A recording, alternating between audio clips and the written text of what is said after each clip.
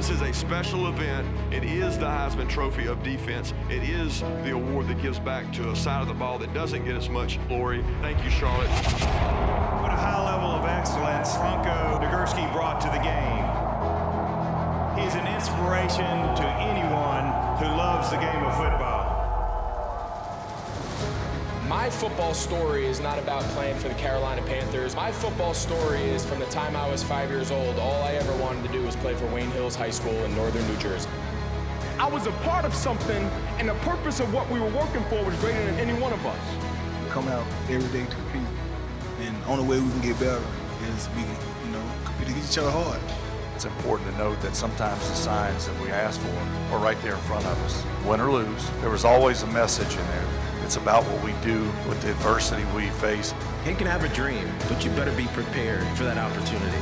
It's a lot of hard work. I mean, it's nothing is given. I mean, you have to earn everything. Honored to be here today. You do such wonderful work. The funds you raise for scholarships around the area, that's wonderful. A very heartfelt thank you to members of the Touchdown Club for your support of 16,000 plus students who you all are impacting annually. Studies show that GPAs and graduation rates are higher, absences and dropout rates are lower. What I've learned in my life is you can accomplish anything in this world. If you want to do something bad enough, you'll find a way. But it's important that everybody in this room and beyond understands that it starts with us. You see these kids on the come up, you gotta let them know. Football was a gladiator sport. Only gladiators played football. Tonight, you are going to get a glimpse of excellence of our finalists and what they have brought to this game.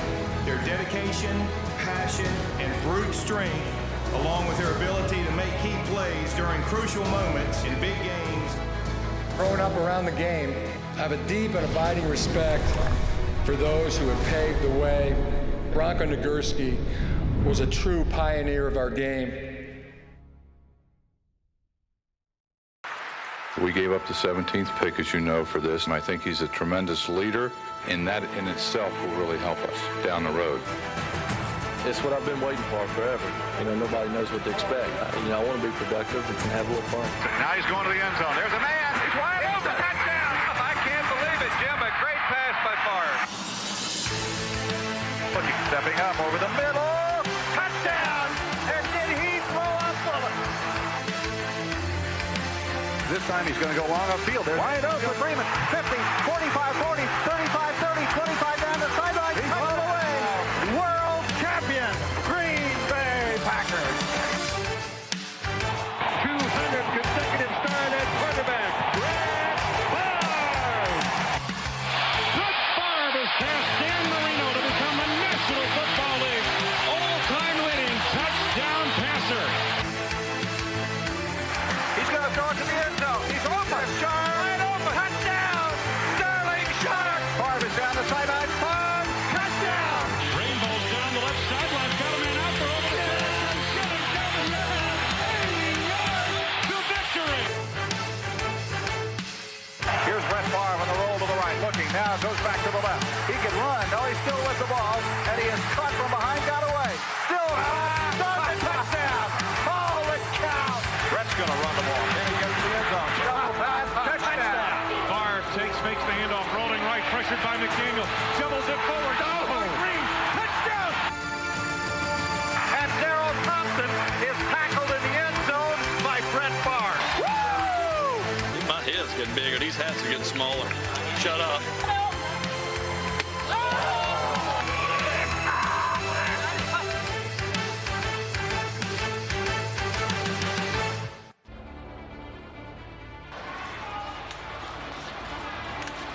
Brett is down on the ground and he's hurting bad.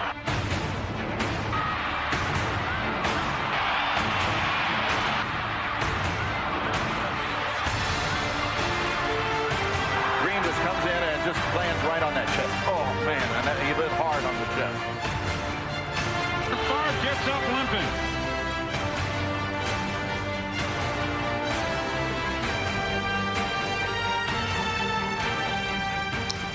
Possibly became dependent upon medication.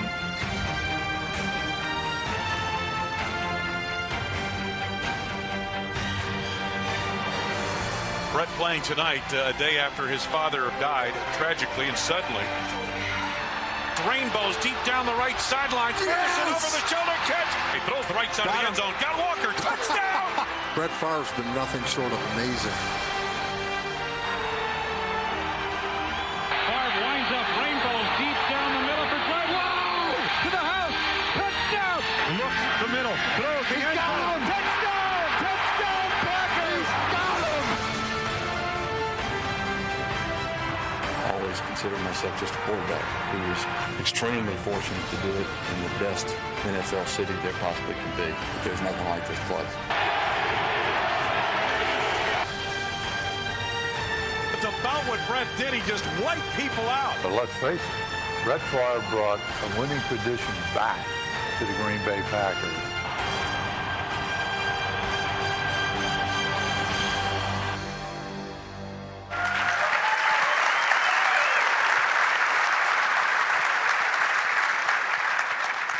Everyone, are we on? See if we're on. Hang on. Hello. Everyone, Brett Favre, everyone. You know, they didn't show the best pass I think I've ever made. Which one? And it happened to be one that Wesley caught. It was in actually the Oakland game. Threw it in the corner of the end zone. He made two old guys made it look easy. Nice to have that. We're going to talk to you a little bit about the time you played the Panthers, well, a couple times. One was in the playoffs. But Reggie White, we just heard from Jeremy there. What did Reggie White mean in your life? Well, Jeremy's wrong. We won the Super Bowl because of Reggie White. And I'll argue anyone to that point. When Ron Wolf traded for Reggie, of course he was sought after from so many teams.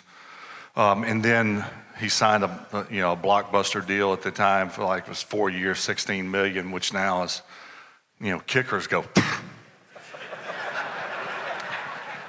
I just had to throw that in there. Oh yeah. But they know. But when we acquired Reggie, things changed dramatically, and he, being a non-skilled player, it's hard to really change the outcome of a game or the dynamics of a game.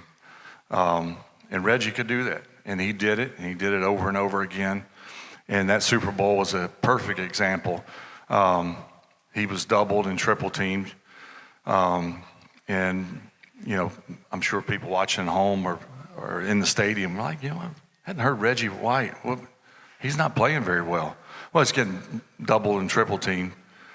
But when they decided that they were handling him pretty good and they decided to block him one-on-one, big mistake. And he had, I think, 3 sacks in a row and sealed the game for us. So, and what a tremendous teammate. I don't know how well you got to know him, Wes, but for the people in this room who really got to know him, he was the most fun guy to be around, to be so imposing, which was kind of weird.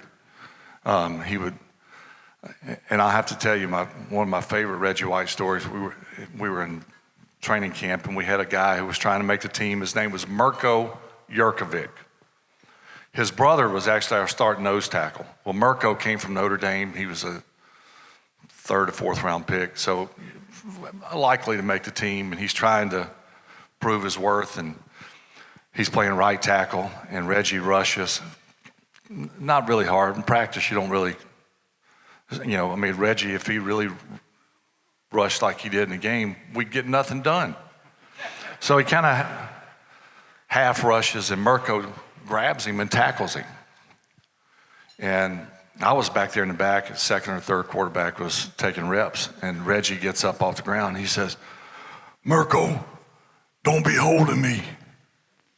Mirko says, "F you, Reggie." Reggie goes, "Okay."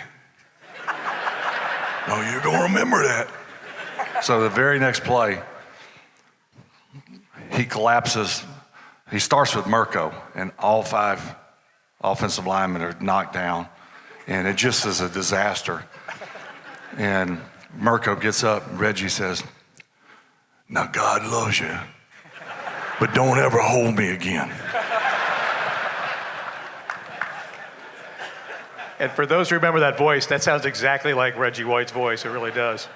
Just to add a little context, because you all know the name Brett Favre and you're all big football fans, but just for those who may not know, it would take 20 years, which he played in the league, to read all the things he's done, but just a couple. Super Bowl champion, 2 Super Bowls they played in with the Packers, Pro Football Hall of Fame in 2010, 3-time league MVP in consecutive years, 3 years, 11-time Pro Bowl. When he retired, Brett Favre was the NFL's leader in passing yards, passing touchdowns, quarterback wins, among things. And this one's the best one, I think, maybe. I mean, you have to win to make this happen. 297 consecutive games he started regular season, 321 counting playoffs. Of any position player, that's a record. How you held up all that time is amazing. How close did you come at certain times to not being able to keep on going, do the Cal Ripken, do the Lou Gehrig thing? Well, you know, it's funny because as I look back, I probably was closer than I thought when I was in the moment. Somewhere within the 6 or 7 years I played for Mike Holmgren, he decided to call me John Wayne. Well, actually he called me 2 names. It depended on how I was playing. It was John Wayne or Billy Bob. And you can kind of figure which one was which. And I never purposely played, just to prove to people I was John Wayne. I genuinely loved to play. And I thought, and this is in all honesty, I really thought after playing with an injury or going into a game like with a severely sprained high ankle sprain, or a broken thumb on my throwing hand, which to me really, as I look back, I go, what? I thought, what was the big deal? Playing with why is everyone making a big deal of this? I mean, you mean people don't play with a broken thumb on their throwing hand? No, they don't.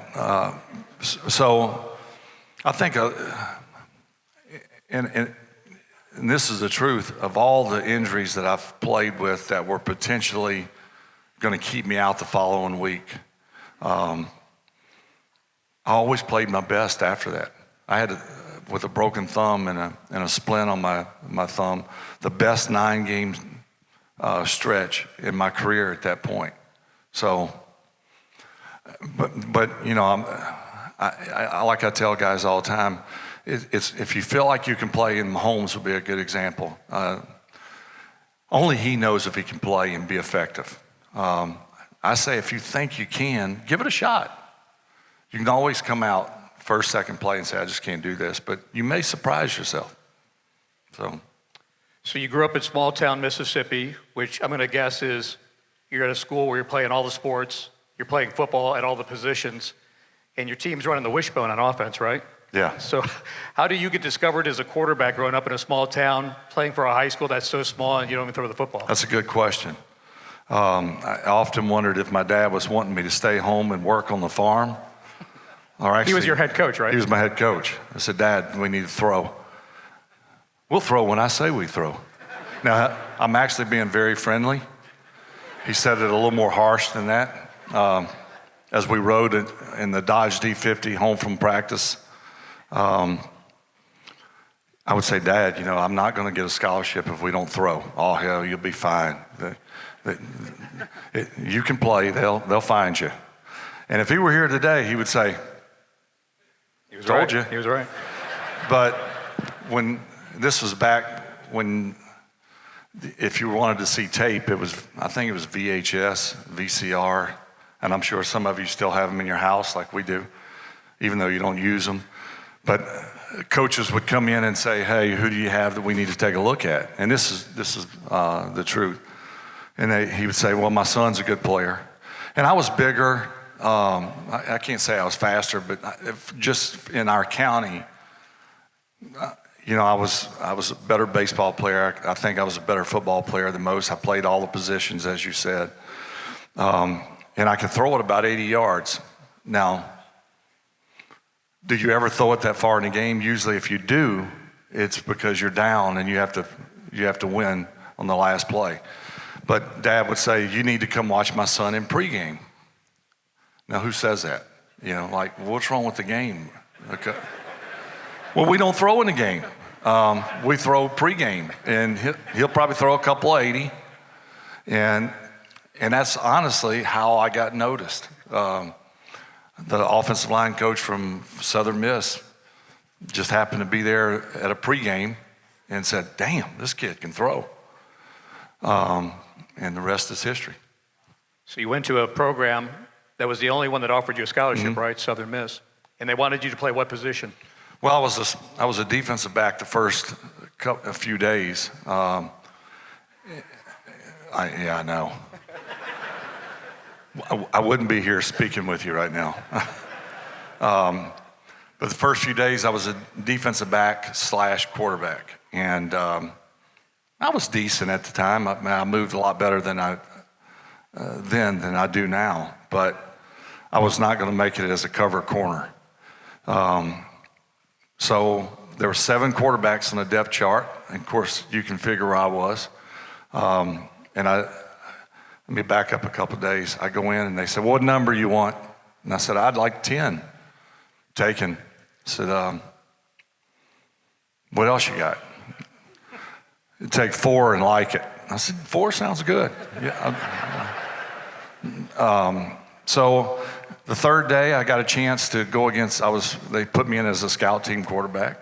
And that was kind of how I played. You just turn it loose, draw them up in the dirt. And I ran around and made some plays, and kind of like I got noticed in high school.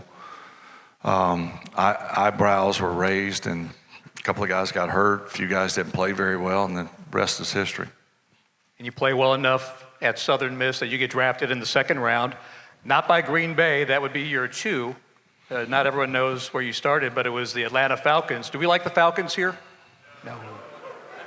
So your first year, you're an Atlanta Falcon for 1 year. Do you remember what your stats were that year? What my stats were? Yeah, you had very limited stats. Do you know what they were? You were my first pass was a touchdown. Your first one? Regular season? To the other team. I was going to say.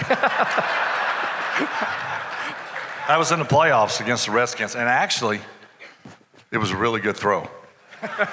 Went right through my guy's hands. Yeah. And believe me, I've had my share of that I can't brag on.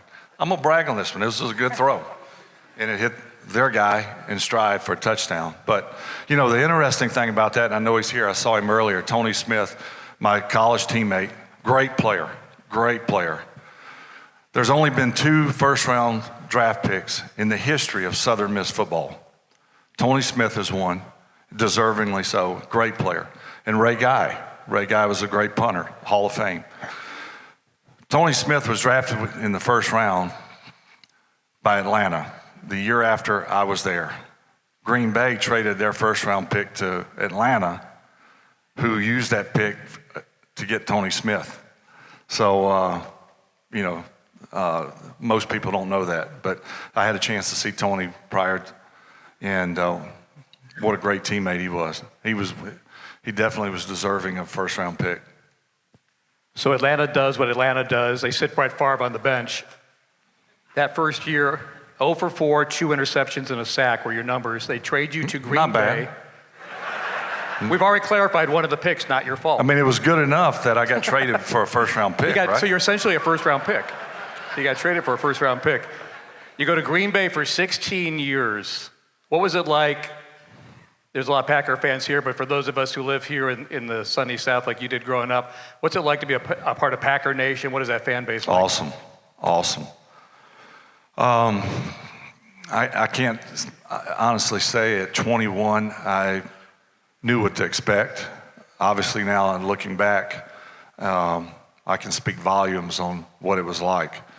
Wesley got to experience it, and we got to experience it together. It's special. And all you got to do is look at the LA teams who have tried and failed. They're building new stadiums, but yet they can't fill them. There's millions and millions of people that drive past that stadium probably every day and couldn't tell you who plays in it. But yet you go to Green Bay and there's 75,000, maybe 100,000, including the surrounding areas. Not a whole lot more if you include the whole state. But there's a 40-year waiting list for, and it may actually be higher now, for a season ticket. People would give anything to go see a game. And the worse the conditions, the better the fans are. You know, I mean, it's a fan. I'm not surprised that the majority of the people here are not Packer fans over Carolina fans. I could probably go to every NFL city and do this and get kind of the same reaction. So it's special. There's nothing like it. So 1996 was our second season. Somehow the Panthers and the Jacksonville Jaguars in their second year of existence both reached the conference championship games. America is awaiting a Carolina-Jacksonville Super Bowl. We have to settle for the Patriots and the Packers, as it would turn out, because we go to Green Bay, and I think we lose 30-13, something like that. What are your recollections of that conference championship? It was colder game? than hell. It was cold, yeah. I remember going out in pregame, and I remember a lot about the Carolina team. They had compiled a lot of older, experienced, very good football players, and that's why they got to where they were at the end of the season. Guys like Kevin Green and Sam Mills, Lamar Lathon, their defense was outstanding. But I remember going out in pregame, and it was like 30 below wind chill. You know, I know that sounds like, yeah, right, it was 30 below wind chill. It was 30 below wind chill. And Kevin Green and all the defensive guys had no shirts on or no sleeves. And I thought, well, we're in trouble. I had sleeves on. I had salve all over me. I mean, I enjoy playing, but there becomes a limit, you know, where you go, all right, this is kind of past my threshold.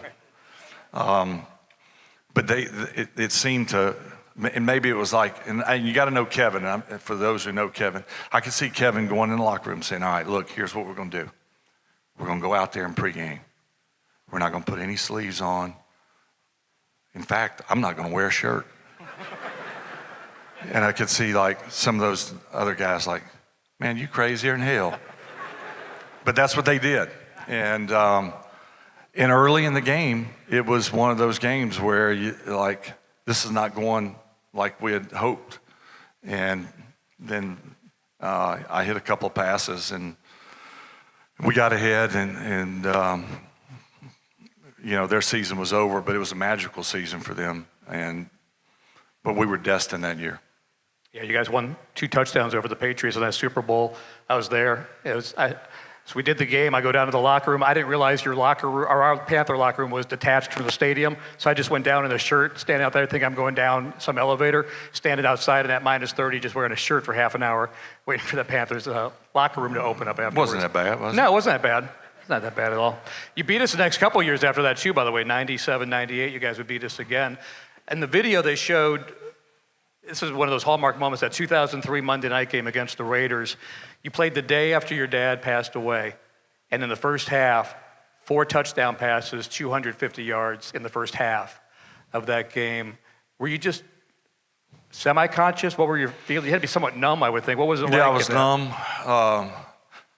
Wesley, of course, was on our team and had a ball playing with Wesley. I just wish we'd gotten to play more than 1 year together. He was a tremendous player, not only that year for us, but for so many years. And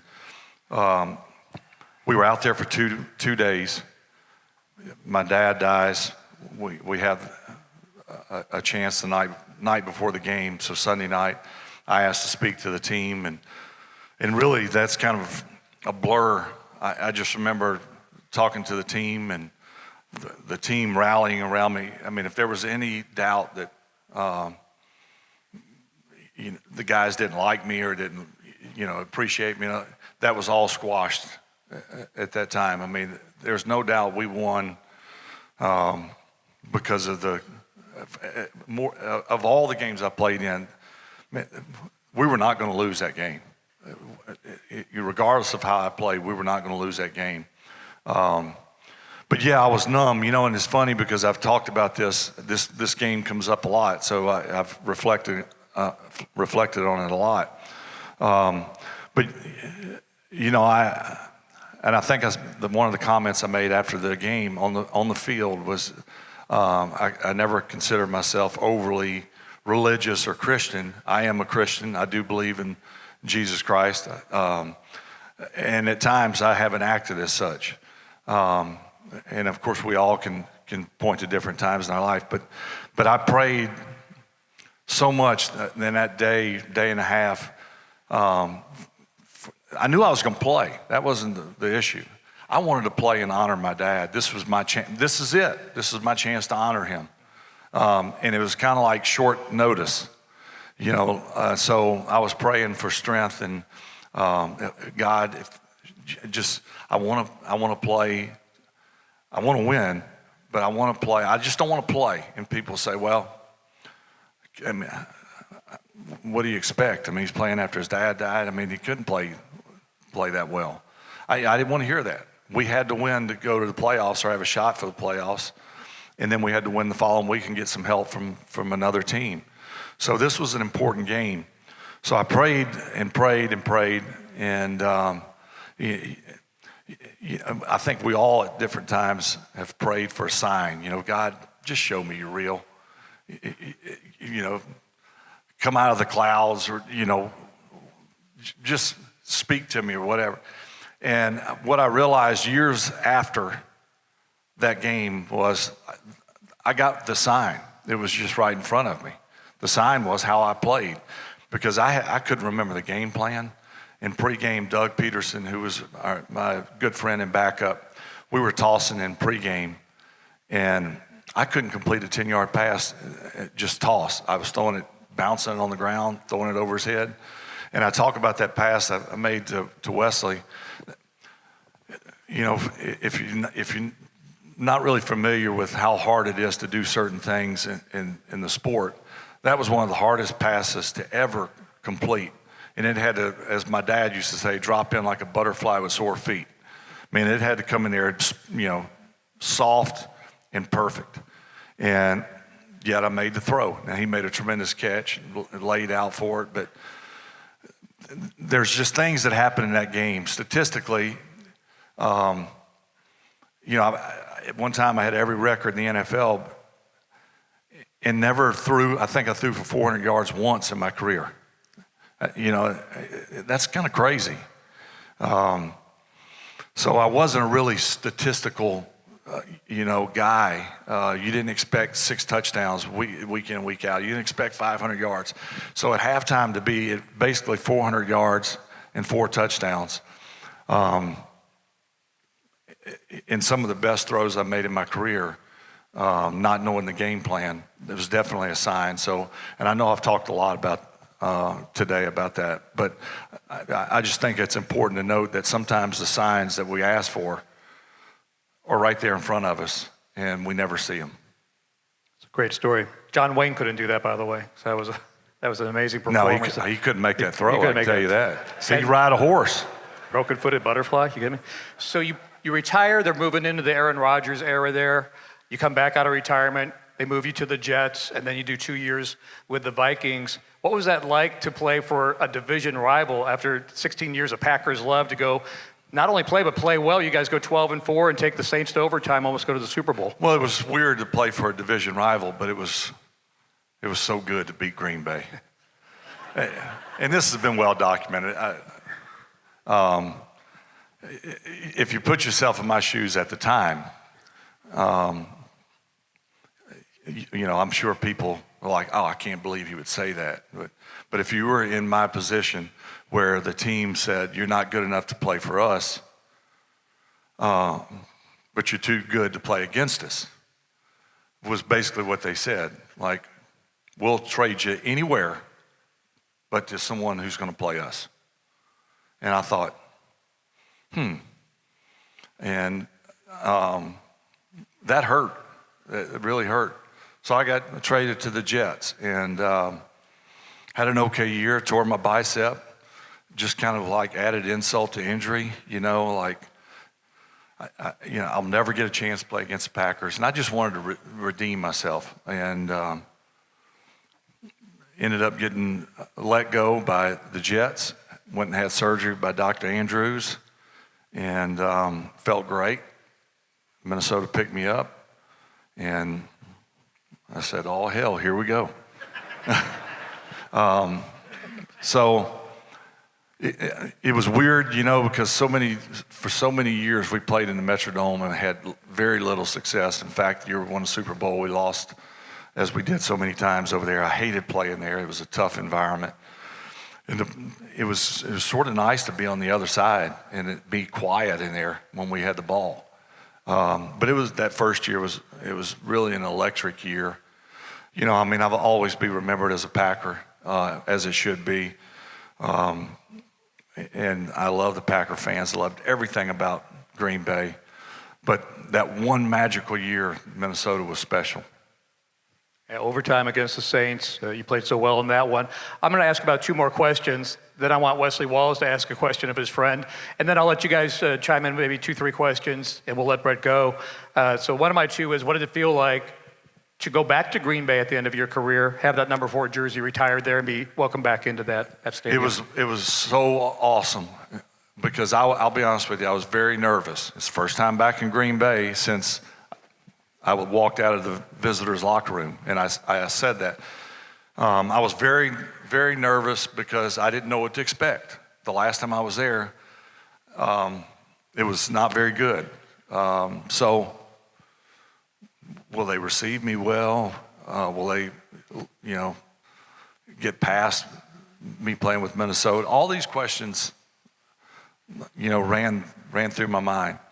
And when I walked out onto Lambeau, and there's not a game, but there's 78,000 people in the stands to watch me say thank you and be inducted into the Hall of Fame. What else can I say? For one person to get that type of response and respect was truly amazing. Says everything. You're actually not that old. You're what, 50, I think? 50-ish? 50, you're right, 50. So you have 2 daughters. You can take the ish off. 50 on the nose. As of last That will not Thursday. be one of our trivia questions. We'll have some trivia questions at the end for prizes. So you're 50 years old. You have 2 daughters. Is it true that you're the only known, at that time, active NFL player that was also a grandfather at the same time? That's what I heard. I'm sure there's probably some that didn't brag on it. You know what I mean? Or some that didn't know. I knew. I knew I was a grandfather. They haven't met their grandchildren. It was a little awkward. It was a little awkward. Paul at 41. But hey, it is what it is. It is what it is. Well, I want to open up for a couple questions here since I've been doing these here. Wesley, I don't really have a microphone for you. If you want to just use your football voice and yell out what you got.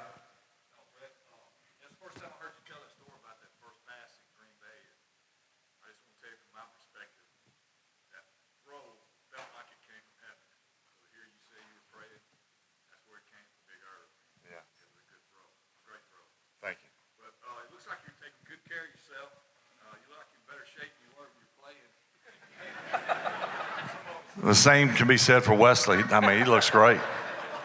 Mississippi boys, I tell you.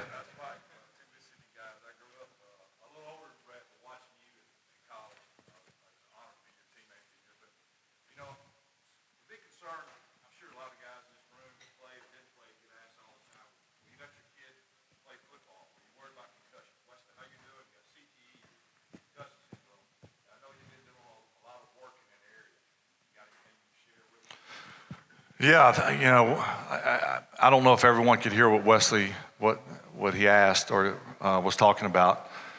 Basically talking about what most of the talk has been in the last few years about concussions and life after, and in some cases, presently. You don't have to be 75 to have problems with concussions. We're finding here as of late or recent. It can happen to a 35-year-old. It can happen to a 21-year-old. We don't know a lot about concussions, but I was approached my second year out of retirement. I was approached by a friend of mine who's basically a brain surgeon in Hattiesburg about meeting with this guy named Jake Van Landingham, who was I can't even pronounce it, the head of neuroscience, whatever, at Florida State University, and had developed this product for treating concussions. And would you listen in? So I said, yeah, sure. And I'll be honest with you, there wasn't a lot of talk at the time about concussions and the seriousness. And keep in mind that this was not that long ago, but 7, 8 years ago. But the movie Concussion came out after. I think Junior Seau committed suicide right about that time, and it's kind of been a snowball effect. But Jake had developed this product to treat concussions, and basically wanted me to be a part of it, which I have since invested in it. But the money really is not so much the issue anymore. It's personal. I get asked a question about concussions. I don't feel any effects as far as dizziness, pain, headaches. But I don't know what normal feels like. I'll put it that way. But I can't say that when I forget,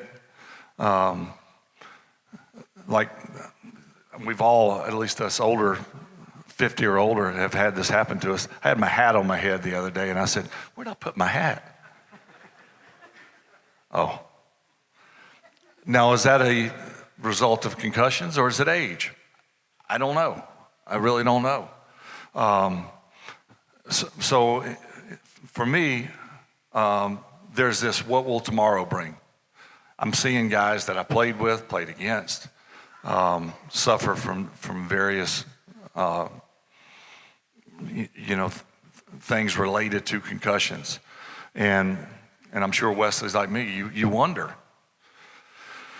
So I said, I can get your foot in the door of the NFL. And he said, I don't know, brother. It's pretty tough. I said, look, I'm not that far removed. I know a lot of people. Well, I'm still trying to get us in the NFL front door. I've been told a lot of things, positive, you great work and all this stuff, but then, I'm getting the hand. Because they don't want to acknowledge that concussions are a problem. They keep putting money into helmets and rule changes and so on and so forth. There was a study that came out yesterday from a group in Seattle that showed that concussions are up 44%. They're not going down. I got news for you. They're not going down. The guys are getting bigger. They're getting stronger. They're getting faster. And concussions are going to happen. And one thing, I had a chance to talk to Dr. Malu, if you ever saw the movie Concussion, was portrayed by Will Smith. And he said, Brett, if you've ever had ringing in your ears, or you saw stars, or a little fogginess, you see a guy get up and shake his head. He said, that's a concussion. Years ago, that's not a concussion. Get your butt back in there and play. And that's what the repetitive effect that boxers, the jab, not the big blow, is really has a detrimental effect on the brain. So it's scary. So all that being said, we're moving forward. Jake is the drug developer. I try to help with investment and getting people on board. And it's been a tough sell. But I believe in Jake. I believe in his product. We have 2 products. One is FDA, that requires FDA approval. That's still a ways away. It's a nasal. You would spray it in 7 minutes. It's into the brain and treating the inflammation in the brain, which is what a concussion is, and reducing the swelling instantaneously. Now that requires FDA approval. The other is a cream, interestingly, that you rub on the neck. That within minutes goes through the carotid artery. And believe me, this is not my expertise, but is in the brain this would be a pregame cream. Does not require FDA approval. Has passed all the human. We did a study in Dallas with youth football. No one got sick. No one And this is more of a preventative. Will it prevent from having concussion? Maybe, but it is an anti-inflammatory in the brain before you actually go out and play. I believe that there shouldn't be tackle football in youth. I believe that quite frankly, they don't tackle in the pros now. So why should we ask an 8-year-old to go out and wear a helmet that's way bigger than him, and the head is certainly not developed to go out and play tackle football? It just do away with it, do flag football, and when they get to 16, and meanwhile you teach them the proper fundamentals. One thing that would eliminate bad tackling with the head is take a helmet off and say, all right, y'all play tackle football. Guys would be like, I think I'm gonna tackle like this. Rugby. Like, yeah, like rugby. So I think there's some things that, people go, I can't believe that I got 3 grandsons. I would not, or I'm not gonna say, you need to play football. Now, if they ask me about playing, I got 9, 5, and 2-year-old. If they want to play, I'll support them. But I'd much rather them play golf. And I'm just being honest. I would cringe to see them get tackled. And you just fear what would become of it. So that's kind of what my focus is now, is to try to. Nothing the NFL is doing is in the forms of treatment. It's prevention. And we're not going to prevent concussions. We need to start treating it. All right, some really good, strong words. We'll do 3 questions here. I'll just go left and center and right and let everyone out of here. I got one right up here. Good. Oh, it's Joe. Hey, Joe. Couldn't see you with the lights. October 13, 2002. Pretty special day. Of all the touchdowns that you've thrown for, tell us what your favorite touchdown pass was. What was the October 13th? Oh, I should have known that. Oh, that was 200 or 300 ago. Yeah. I really didn't remember. Joe was counting for you. I think the most special would have to be the one Andre Rison trust me, this is a hard question. But the first play in the Super Bowl to check to an audible that we never check to. And if we were to check to it, it never works. Andre Rison had been with us 3 weeks. And I played with Andre in Atlanta, and you had to know Andre. He never ran the right route. He was good, but you had to kind of know that if you called post, there's a very good chance he runs corner. So I checked to a post, and I remember thinking, I wonder if he's going to run the right route. As the play's kind of unfolding, people wonder, I wonder what they're thinking. I thought, this doesn't have a chance in hell of working. And it worked. So there was a lot of things that went into that play, not to mention everybody in the world was watching at that time. So boy, did it ever work. It worked to perfection. I think we had one right here, yes, sir. Brett, thank you for being here today. Talk a little bit about your relationship with Bart Starr, especially here at the end of his life. Well, Bart, I got a chance to, of course, I knew who Bart Starr was. I mean, he played before my time, but I knew all about Bart Starr. I knew all about the Packers. I didn't know where Green Bay was necessarily, but I knew they had a lot of history, and I knew Bart Starr was one of the big reasons why they had so much success. So when I got traded to Green Bay, not long after, I don't remember a specific day or a time, but Bart and I became friends, and he really went out of his way. And for people who knew Bart, and if you're in this room and you had a chance to know Bart, you know what I'm talking about. He would go well out of his way, over and beyond, to just be very gracious and respectful to you, regardless of age, status. It's been said so many times about the letters that I received from Bart after games, win or lose. There was always a message in there. There was always after maybe a not so good game, it was, something to the effect of games like this happen. It's about what we do with the adversity we face. I mean, it was always a message. Just a very thoughtful guy, and it was never about him. It was always about everyone else, and I'm just honored to have called him friend, and honored that he called me friend. So what a special person. All right, one more. We'll take it right here. Yes, sir.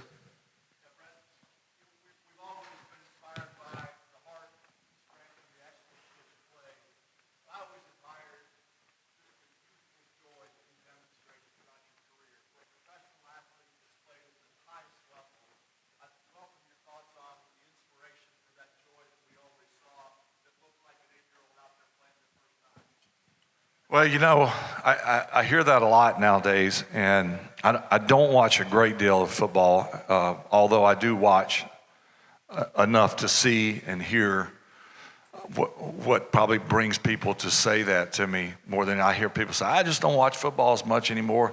It's not as much fun now that you're not playing. Now, some of that could be just kind of, being buddy-buddy, and some of that may be, coming from a very truthful heart. But as I watch, I do see that it doesn't seem to be as much fun. And I think just the general fan consensus is, if I were playing, I would play it a certain way. Now, you never know until you're in someone's shoes, as they say.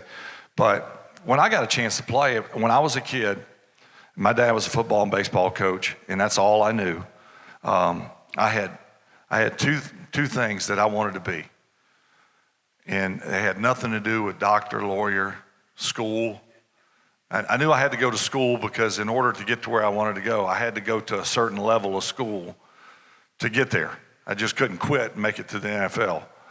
But my goal was to be a pro football player or a pro baseball player, and there was no alternative. There was absolutely none. So people say, well, what would you have done? I was getting a degree to be a special education teacher and be a coach because that's what my parents did. So when I got a chance to do what I wanted to do, since as far back as I could remember, was it what I thought it would be? To a certain extent, yes. It was a little bit more work the older you get. I like meetings a lot less. Practice was maybe not as much fun. At times it was fun, but it's really what you make of it. And I loved what I was doing. And I said this 1,000 times, maybe 1,000,000 times. I can't believe they pay me what they pay me to do this, because I would have done it for free. Now, maybe at year 15, I would have thought differently, but I genuinely loved doing what I was doing. I didn't like losing. I didn't like bad plays, but I love my teammates. I love competing, and the challenge that it would present, and that showed. I never said, now they got choreographed celebrations, whatever. I mean, I'm not saying it's good or bad. I like the ones where you go, what the hell? And you do something. Because everyone else is like, that's pretty cool. Because it's spontaneous and it shows that there's a genuine love for what you're doing. And I think I get more of a thrill from hearing that I made the game fun to watch, exciting to watch. You didn't have to be a Favre fan. You didn't have to pull for me all the time, but there was maybe deep down inside you said, I kind of like the way he plays. And I feel like that gives me more joy than anything that I've accomplished. All right, we have one more thing to do before we let Brett go. I'll let you get back to what you're doing today, too. He assigned 3 footballs here.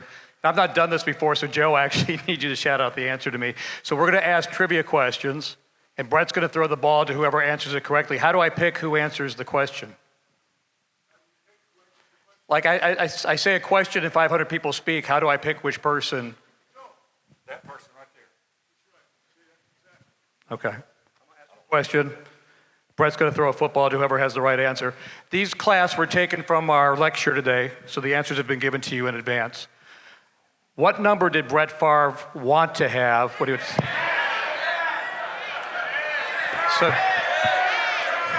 So who do we throw? I'll let you pick. You pick wherever you want to throw it. These balls are actually kind of slick. They are slippery, by the way. And look out for the chandeliers. They're glass. I can't see. Oh, nice catch. What a catch. That was actually intercepted. I was going to the...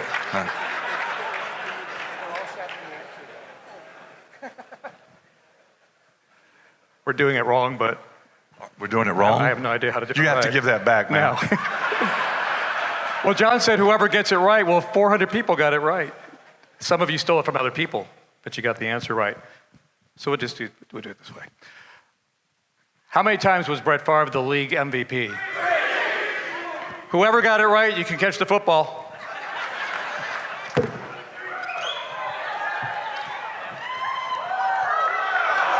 Oh. I can't see if I don't know where that went. Hopefully it didn't hit someone.